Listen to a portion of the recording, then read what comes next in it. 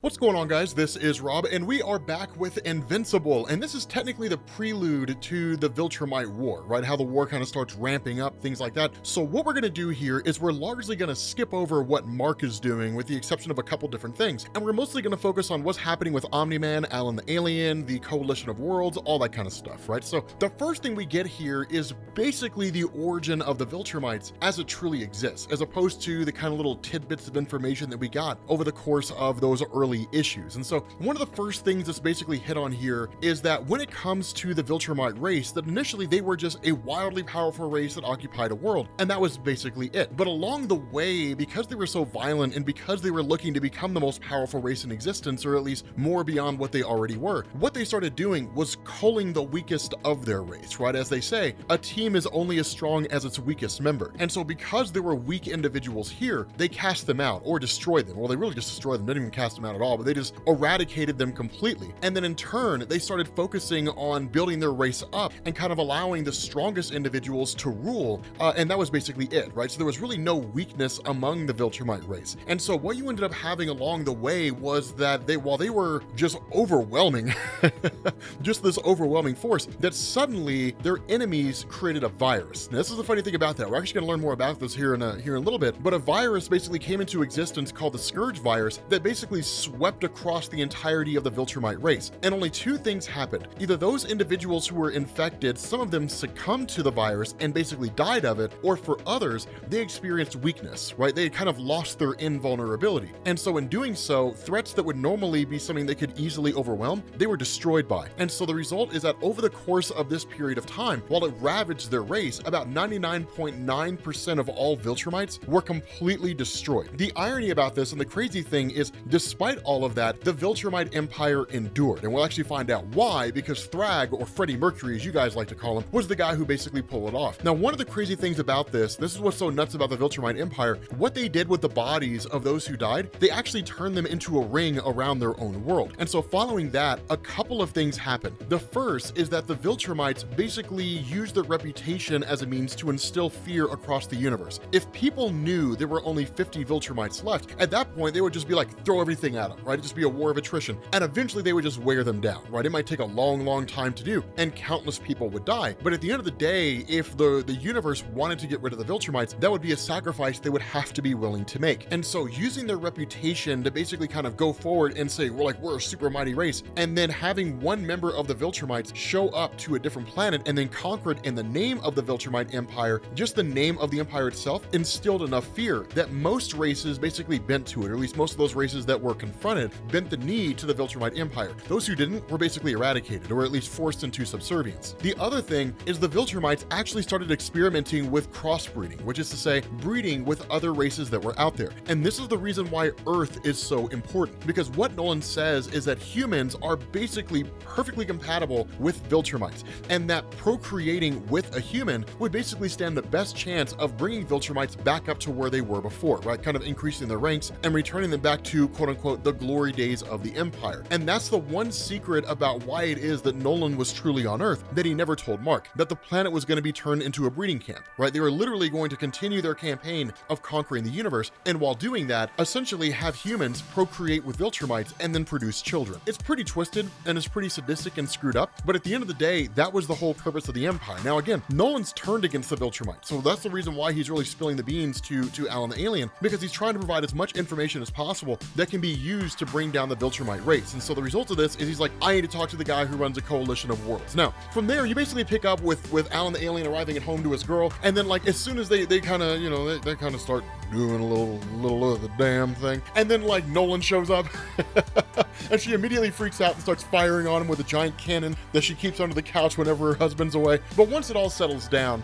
you basically have Nolan who meets with Alan. Now, one of the things to know is that Nolan is basically wearing a costume here, and the whole reason for that is because no one's supposed to know he's there. If people just knew that Nolan, that a Viltrumite was on the planet, they would freak. And that's one of the things that kind of keep in mind here. The leader of the Coalition of Worlds, we know he's a Viltrumite. Nobody else does. Well, I guess Alan the Alien does, but like almost nobody else does, right? Because the disdain for the Viltrumites is so extreme, they would oust him. Now, of course, this information is revealed to Nolan, and Nolan says, fine, if that's true, I want you to pull the two-lock, right? I want you to do this two-lock pull in front of me and show that it's true. Basically means pulling his beard out, and And of course, he's kind of, Alan's like, dude, he did it, man. He's a Viltrumite. It's good. Chill. Don't make this poor sap pull his beard out again.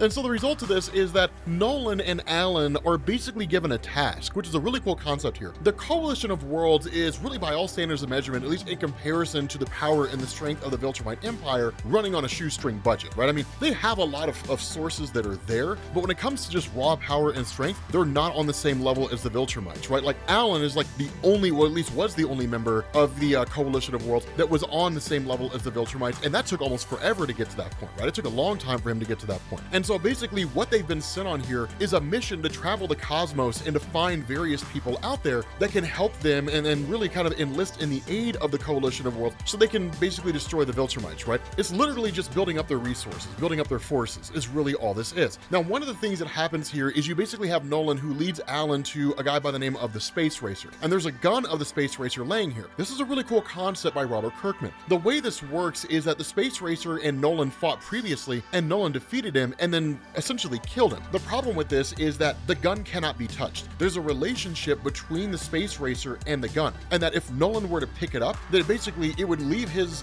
control and go immediately to the Space Racer and then basically resurrect him. More so than that, the only person who can fire the gun is the Space Racer, so it's exceedingly unique to him, and that's why it was just left here. Now, the idea is that because it's been so long, there's not really any major concern to worry about, and the gun is what they were after in the first place. The problem is that as soon as Nolan touches it, the gun takes off to a pile of rubble and basically resurrects the Space Racer. Now, it's kind of a funny thing because this gun basically fires indestructible bullets, right? Like, whatever it is that this gun shoots will die. It's just one of those things. And so obviously you want to use it when it comes to the Viltrumites. The problem with this is that the gun ends up firing off and literally blowing a hole in an asteroid, which sets off a chain reaction and just has the asteroid belt, all of them start crashing into each other. So of course they end up escaping, they basically bail out of there, and then Space Racer follows them back to the Coalition of Worlds once they make a convincing enough case that, the Space Racer should believe in them, right? Because the initial reaction of the Space Racer is to kill Nolan, right? Like, that's like his first response is to like kill this guy. And they're like, look, man, well, like, I'm sorry that we fought before. I'm sorry I did all the stuff that I did before. I didn't realize how screwed up I was, how wrong I was. At this moment right now, I'm here to basically make things right. That's what I want to do here. So come back to the Coalition of Worlds. I'm trying to do things right. Team up with us, and we'll take out the rest of the Viltrumites. And so from there, it's just following from one location to the next. Now, one of the funny things that happens is after this mission that you have Nolan, who's basically crashing in Alan the Alien's house for a few months, and like Alan the Alien and his wife are just like banging, right? I mean, and from what it seems like when they do the damn thing, they do the damn thing, right? Like, I mean, it's it's all noisy and stuff. Alan's just like keeping his ears covered as best he can, and Alan's like, dude, we're not keeping you up, are we? He's like, no. It's one of those funny moments. I really hope they keep that in the show. Like, I'm so hoping they bring that in the show. But the next stop is basically showing up on a kind of frozen world here. This place that basically houses these, well, really aliens called the Ragnar. Now, these are a big deal, right? The way that Nolan explains it, like, they are vicious and they have to be careful. And when the Viltrumites discovered that race of monsters, they sent a few teams to try to destroy them. And basically the monsters destroyed the Viltrumites, right? And in fact, Conquest was one of those. Not really destroyed, but like, that's how he lost his arm in the first place. But the whole thing behind this is these things are capable of killing Viltrumites. The problem is that a cannon's fired off, and when that happens, like, the whole thing melts, right? Like, literally this whole entire place melts. And because of that, all these things start thawing out, right? And so ultimately the mission's scrubbed, right? They're like, we got to get out of here, because if they stay, they're probably gonna die, right? So while the things are still alive and they're still on that world, it's really Kirkman just kind of being like, okay, like, we can use those for a future point in time. And in fact, that's what the leader does, right? Like, the leader of the coalition, that's what he does. He's like, okay, look, so, the mission is not a total loss. We know where they are, and so maybe we can just like pick a whole bunch of them up and then just like drop them off in front of the Viltrumites and let them be a distraction. I'm not entirely sure, but from there, again, it's just kind of following along all these different things, right? The Claxis plant is poisonous to Viltrumites, so they grab that. They end up going to the home world of Battle Beast to try to find him, to recruit him to the cause of the Viltrumite Empire. It's just visiting all these different locations and all these different places. And so what you end up doing is once it's all kind of done and they've grabbed whatever allies they could based on this mission, you have this moment where Nolan is brought into a kind of room by the leader and is basically shown the reality of what went on. That the leader was the first Viltrumite to really defect away from the Viltrumite Empire. More so than that, the Scourge virus was not created by some enemy of the Viltrumites. I mean, I guess it was, but it was basically created by this guy, right? Like, using his own genealogy, right? Like, his own genetic signature. He basically created the Scourge virus, and what he's been doing all this time was actually amplifying it, improving it. It's kind of a last-ditch effort in saying, like, if this is what it really comes down to, we'll use this to annihilate what's left of the Viltrumites themselves. Now, kind of jumping back to Earth here for a second, not really doing a whole lot here, but kind of jumping back to Earth for a second, a couple things. We know at the end of the last story that Conquest had been captured by Cecil and then was being held in like this great big huge thing. This is just one of those examples of Cecil being an idiot, right? Like, you know what? Like a 400-ton chunk of metal, sure, that'll keep a guy who's powerful enough to fly through space unaided, hold his breath for weeks at a time, you know, and is one of the most powerful beings in the history of the universe. Like, sure, that'll hold him. Oh, no, wait a minute. No, it won't. And so this guy literally just breaks out of the Mojave facility and just flies back to literally flies out of space and goes back to the Viltrumite Empire. There is the whole idea of like the secret invasion, if you guys remember that, the whole idea of like those little squid looking things. That kind of happens a little bit and it's basically defeated. It's a minor plot point. If I'm being honest, I think Kirkman wrapped it up here to make way for the Viltrumite War. There's not a whole lot that goes on there, right? It's just a bit of a conflict and people are ensnared and so on. But there is a massive development that goes on here, right? Mark's spending time with Adam Eve, and as you guys know, they've been touching naughty bits. And Eve is just freaking out because she's in the bathroom, right? She's like, leave me alone, right? As soon as Mark knocks on the door, she's like, leave me alone. He's like, okay. And then you find out she took a pregnancy test, and Eve is preggers. But like, it's kind of cool, right? I mean, these are a couple of things that are sort of going on here. Again, sort of skimming over what's happening on Earth so we can get back to the rest of the stuff. But nonetheless, with regard to Conquest, once he gets back to essentially the base of operations of the Viltrumites, he comes into contact with Thragg. Now, Thragg is the guy who runs the show of the Viltrumite race. Of course, you guys liked calling him Freddie Mercury from that one video that we did, and I'm wholly on board with that, because if ever there were a guy who looked like Freddie Mercury, it's basically this guy, and I'd love to believe he listens to Bohemian Rhapsody. I guarantee there's gonna be Freddie Mercury memes in the show as soon as Thragg is introduced. I guarantee that's gonna happen. People are gonna be like, Freddie Mercury, so that's where he went, right? Like people are gonna start coming out with all these crazy conspiracies and whatnot, but the whole thing behind Thragg is this guy is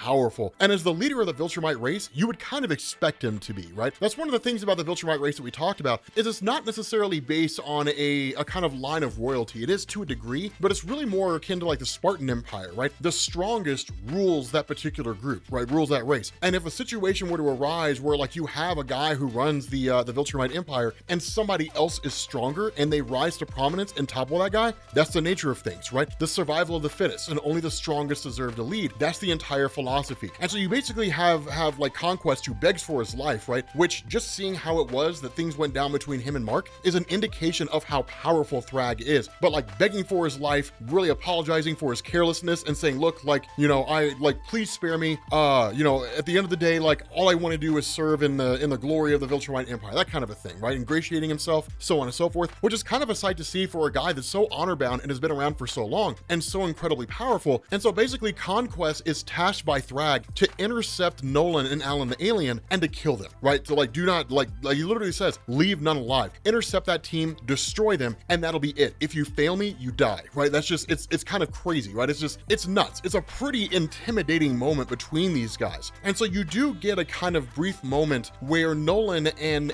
Alan the Alien show up on the doorstep of Mark and basically say like, you're needed, right? Like, you have to join me. Now, in reality, Mark takes a moment away and just kind of talks to Eve about this whole thing because he doesn't know exactly what to do, right? He doesn't really know exactly what to approach on this. When Eve asks him, like, are you scared? His response is yes, but not for what might happen to me or even the outcome of the war. Not mostly, at least. He says, after everything that's happened, everything I've done, how I've changed, Viltrumite blood courses through these veins. I'm worried about what this war will bring out of me and what it could make me become. That's the fear of Mark. The fear of Mark here is not dying in the war with his dad, you know, fighting in the Viltrumite War. It's not facing off against some enemy and being just absolutely pummeled and wrecked. It's that it'll turn him into a very dark and evil person. He'll end up becoming like his father, or at least the way his father was. That's his biggest fear. But we'll have to get into the Viltrumite War to find out what actually happens. With that being said, guys, we're going to bring this to an end. Thank you guys for watching, and I will catch you all later.